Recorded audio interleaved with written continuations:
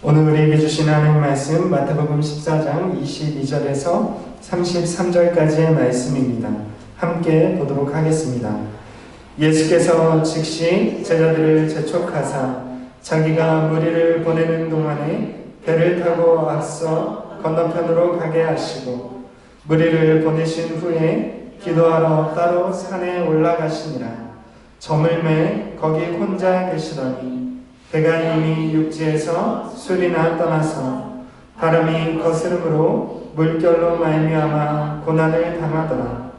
밤 사경에 예수께서 바다 위로 걸어서 제자들에게 오시니 제자들이 그가 바다 위로 걸어오심을 보고 놀라 위령이라 하며 무서워하여 소리 지르거늘 예수께서 즉시 이르시되 안심하라 나니 두려워하지 말라. 베드로가 대답하여 이르되 주여 만일 주님이시거든 나를 명하사 물 위로 오라 하소서 하니 오라 하시니 베드로가 배에서 내려 물 위로 걸어서 예수께로 가되 바람을 보고 무서워 빠져가는지라 소리질러 이르되 주여 나를 구원하소서 하니 예수께서 즉시 손을 내밀어 그를 붙잡으시며 이르시되 믿음이 작은 자여 왜 의심하였느냐 하시고 배에 함께 오르매 바람이 그치는지라 배에 있는 사람들이 예수께 절하며 이르되 진실로 하나님의 아들이로소이다 하더라. 아멘. 오늘 말씀은 무리를 걸으신 이유라는 제목으로 말씀 함께 나누고자 합니다. 예수님은 떡 5개와 물고기 2마리로 5,000명이 넘는 사람들을 먹이셨습니다. 이 오병이어의 사건은 예수님의 이적 사건들 가운데에 가장 중요한 절정에 해당하는 이적입니다. 그런데 요한복음에 따르면 오병이어 사건을 체험한 사람들이 예수님을 억지로 붙들어 왕으로 삼으려고 했다라고 기록하고 있습니다. 여러분 맞습니다. 예수님을 왕으로 삼을 수만 있다면 더 이상 일하지 않고도 예수님이 주시는 떡으로 배를 채울 수 있습니다. 그래서 사람들은 예수님께서 오병이어로 5,000명을 넘는 사람들을 먹이신 기적을 체험하고 예수님을 자기들의 왕으로 삼고자 했습니다. 그러나 오늘 본문 말씀에 보면 예수님은 그런 무리들을 돌려보내고 있는 것을 우리가 볼 수 있습니다. 뿐만 아니라 제자들을 재촉해서 갈릴리 건너편으로 배를 태워 보내고 있습니다. 어째서 그렇습니까? 어째서 예수님은 자기를 왕으로 삼으려는 무리들을 흩으시고 또 제자들을 그들과 떨어뜨려서 배를 타고 건너편으로 가게 하셨을까요? 왜냐하면 예수님은 떡을 만들러 오신 분이 아니기 때문에 그렇습니다. 여러분 예수님은 죄인들을 구원하시기 위하여서 궁극적인 목적을 가지고 오신 하나님의 아들입니다. 예수님은 한순간도 그 목적을 잃어버리지 않으셨습니다. 물론 예수님께서 배고픈 사람들에게 오병이어를 가지고 배불리 먹이는 기적을 나타내셨지만 그것은 예수님께서 하나님 나라의 왕이라는 사실을 사람들이 믿게 하려는 도구일 뿐이었습니다. 예수님은 떡을 만드는 그 자체를 위해서 오신 분이 아니었습니다. 그러나 사람들은 그러한 기적을 체험하고 그 기적의 현장에 머물기 원했습니다. 영원히 예수님께서 자기들을 위하여서 떡을 만들어 주기를 원했습니다. 그러나 예수님은 그러한 목적과 수단을 분명하게 구분하고 있었습니다. 여러분 기독교 신앙은 기적 자체를 목적으로 삼지 않습니다. 기독교 신앙은 기적을 경험하기 위해서 믿는 것이 아니라는 것이죠. 기적은 우리로 하여금 하나님의 말씀을 믿게 하는 아주 작은 도구에 불과합니다. 그럼에도 오늘날에도 기적을 쫓아 초자연적인 현상을 쫓아서 신앙생활을 하는 사람들이 있습니다. 그것은 신앙의 본질을 잃어버린 것입니다. 여러분 예수님께서 바라신 것이 무엇입니까? 예수님은 사람들의 추대를 받아서 왕이 되는 것을 바라신 적이 없습니다. 예수님은 사람들이 하나님의 아들이신 예수님을 믿고 구원에 이르기를 바라는 분이십니다. 그래서 예수님의 목적이 변질되자 사람들을 흩으시고 그 자리를 떠나셨습니다. 예수님은 무리들을 돌려보내시고 제자들을 배에 태워 바다 건너편으로 가게 하셨습니다. 그리고 예수님은 홀로 산에 올라 기도하셨다라고 기록하고 있습니다. 예수님의 사역의 중요한 전환점마다 예수님이 기도하셨다라고 성경은 기록하고 있습니다. 여러분, 그렇습니다.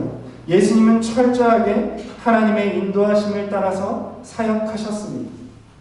하나님의 뜻을 구하기 위해서 철저하게 기도하셨다는 것입니다. 그렇기에 자신을 왕으로 삼으려는 사람들을 물리칠 수 있었던 것입니다. 그것이 하나님의 뜻이 아니라는 것을 아셨기에 예수님께서는 그런 사람들을 흩으실 수 있었던 것입니다. 우리도 마찬가지입니다. 우리의 인생의 중요한 전환점마다, 우리의 인생의 걸음마다 우리는 기도해야 합니다. 그렇지 않으면 우리도 목적을 잃어버리고 하나님께서 우리에게 바라시는 것, 그것을 추구하지 못하고 수단이 목적으로 변질되어 버릴 수 있기 때문입니다.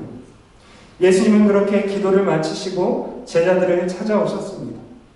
그런데 예수님께서 기도를 마치셨을 때에 제자들은 갈릴리 바다 한가운데에 배를 타고 떠 있었습니다.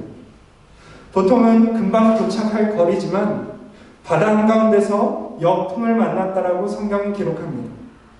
역풍을 만나서 갈릴리 바다 한가운데서 표류하고 있는 제자들의 배를 예수님께서 찾아가셨습니다. 그런데 예수님은 배도 없이 바다 위를 걸어서 제자들에게 오셨습니다. 이 말씀은 오늘날 과학적인 사고방식을 가지고 있는 현대인들에게는 믿을 수가 없는 말씀입니다. 그런데 성경에는 물과 관련된 기적 사건들이 여러 기록되어 있습니다. 우리가 가장 잘 아는 것처럼 출애굽 때에 모세는 홍해 바다를 갈랐고 백성들과 함께 바다 사이에 난 길을 따라서 홍해를 건너갔습니다. 그뿐 아니라 여호수아는 모세의 뒤를 이은 출애굽을 지도했던 여호수아는 요단강물을 갈랐습니다. 그리고 그 사이 길로 요단강을 건너 이스라엘 백성들의 가나안 땅으로 들어가게 되었습니다. 그뿐 아니라 선지자였던 엘리야도 자기의 겉옷으로 요단강을 치고 요단강을 갈라서 제자였던 엘리사와 함께 지나갔습니다. 이렇게 구약의 지도자와 선지자들 중에는 물을 가르고 그 사이에 난 길을 따라서 지나간 사람들이 있습니다. 여러분, 그런데 성경 어디에도 물 위를 걸었다는 사람은 기록되어 있지 않습니다. 구약 성경 어디에도 물 위를 걸은 적은 없지요. 성경은 하나님만이 물 위를 걷는다라고 표현하고 있습니다.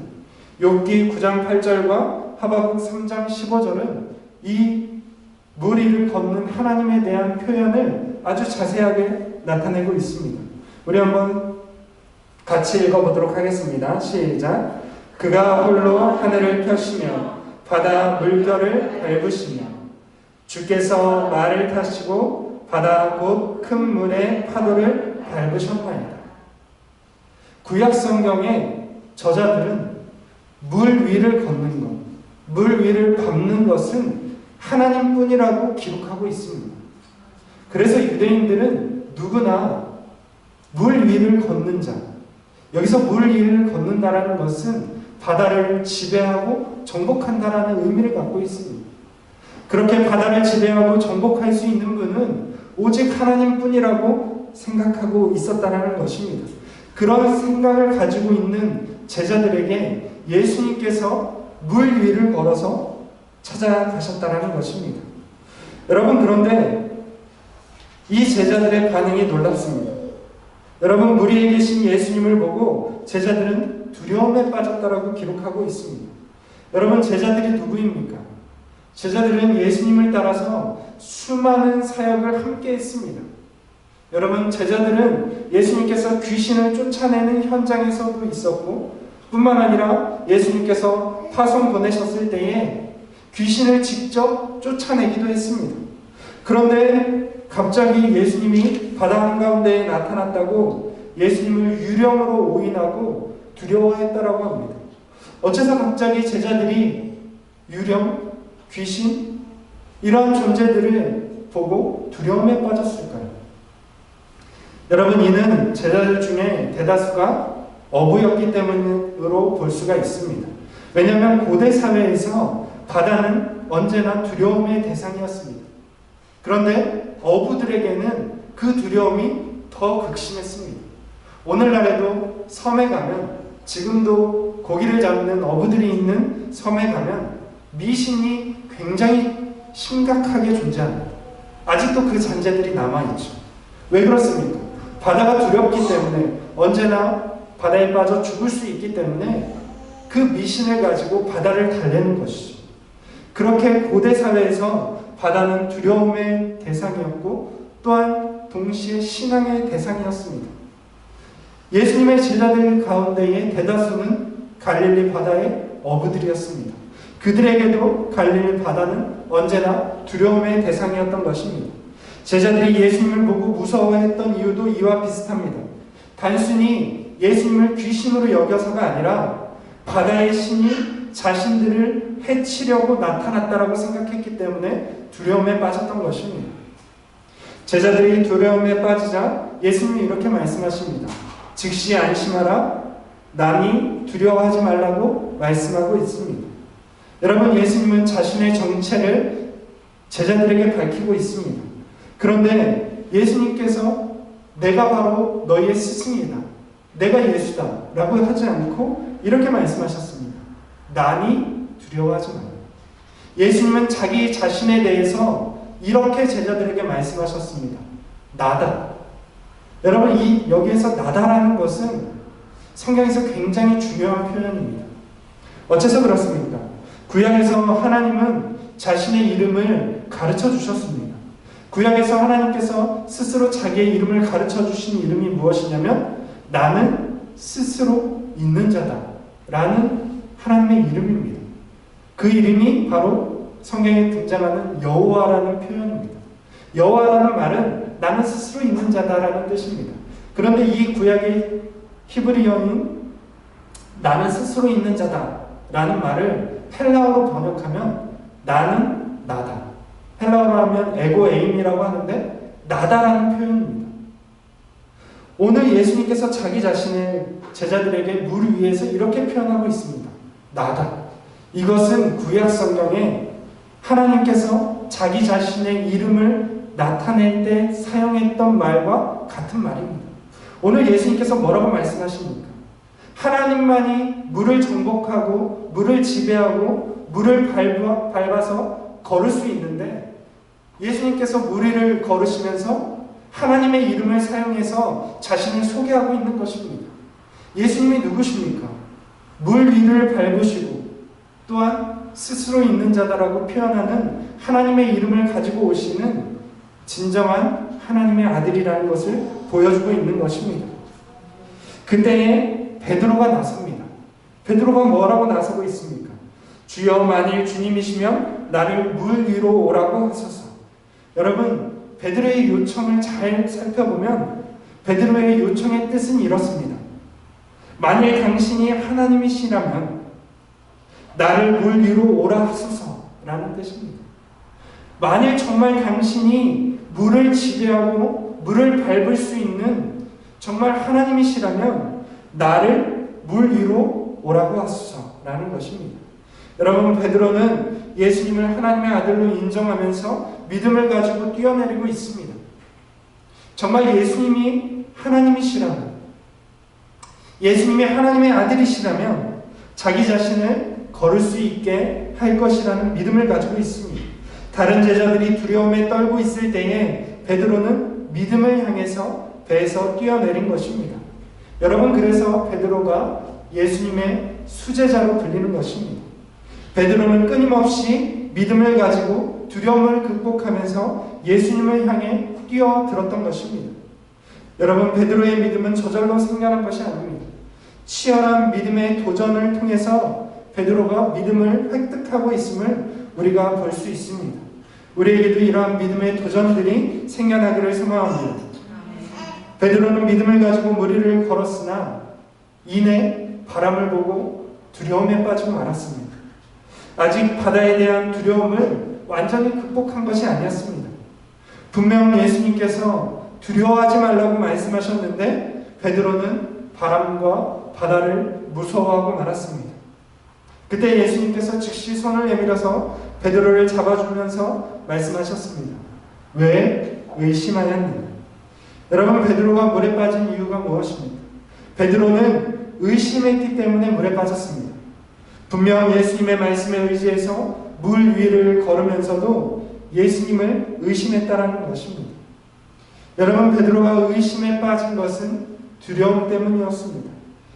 가장 용감하게 나섰으나 베드로도 바람이 불어올 때에 무서웠던 것입니다. 여러분, 그렇습니다. 두려움은 우리의 믿음을 빼앗아갑니다. 우리가 두려움에 빠질 때에 베드로와 같은 사람도 두려움에 믿음을 빼앗기고 말았던 것처럼 우리가 두려움에 빠질 때에 우리의 믿음은 빼앗기고 마는 것입니다. 베드로의 두려움이 무엇이었습니까? 바다의 신과 죽음에 대한 두려움이었습니다. 모든 사람에게는 이런 두려움과 공포가 있습니다. 그러나 우리 앞에는 예수님이 계시다는 사실을 기억하시길 바랍니다. 우리가 주님과 함께라면 죽음도 두려워할 필요가 없는 것입니다. 예수께서 베드로의 손을 잡고 배에 오르시자 바람이 그쳤습니다. 예수님은 바다를 밟으시고 바람을 고요케 하셨습니다. 그때 제자들이 예수님께 경배하면서 이렇게 고백합니다. 아주 중요한 고백이죠. 당신은 하나님의 아들입니다라고 고백하는 것입니다. 여러분, 어째서 예수님께서 물 위를 걸어서 제자들에게 나타나셨을까요? 그것은 제자들이 예수님이 누구신지를 정확하게 알기를 원하셨기 때문에 그렇습니다. 예수님이 누구십니까? 하나님만이 하실 수 있는 하나님의 일을 행하시는 분이라는 사실을 보여주고 있습니다. 물 위를 걷는 것, 물을 밟는 것, 물을 지배하고 정복하는 것, 하나님만이 하실 수 있는 일입니다. 그 아버지의 일을 하는 예수님은 하나님의 진정한 아들이라는 것을 보여주고 있습니다. 여러분, 그렇습니다. 그래서 예수님의 바다를 걸으시는 모습을 보고 제자들은 믿음을 얻었습니다. 여러분, 예수님이 누구십니까? 예수님은 하나님의 아들이십니다. 만물을 창조하시고 통치하시고 다스리시는 분이십니다. 예수님은 하나님만이 하실 수 있는 일을 행하신 분이십니다. 우리도 제자들처럼 이 예수님을 바로 깨닫고 믿을 수 있기를 소망합니다. 제자들이 예수님께 합당한 경배와 믿음을 올려드린 것처럼 우리도 예수님을 하나님의 아들로서 믿고 또한 합당한 경배를 올려드리는 저와 여러분들 될 수 있기를 주님의 이름으로 축원을 드립니다.